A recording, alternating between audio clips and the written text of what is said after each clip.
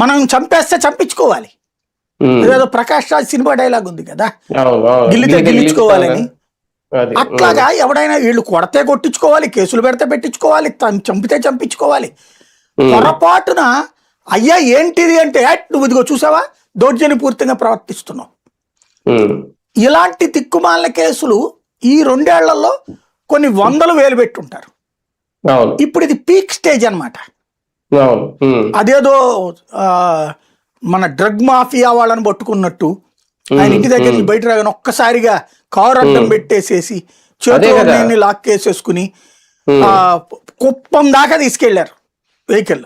అంటే ఒక భయంకర నేరస్తుడు దొరికితే ఎలాగా రిఫ్లెక్ట్ అవుతారు పోలీసులు, ఆ స్థాయిలో అవుతున్నారు ఇక్కడ. ఒక్కసారిగా ఇంటికి దగ్గరికి వెళ్ళడం, పక్కన మర్డర్లు చేసిన వాళ్ళు బానే ఉంటున్నారు, రేపులు చేసిన వాళ్ళు బానే ఉంటున్నారు.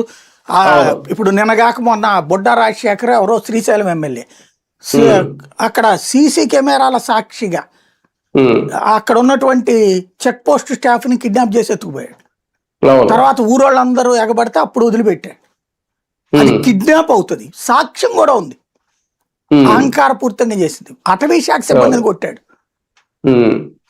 ఇలాంటి ప్రవర్తన చేసే వాళ్ళందరూ సత్పురుషులు.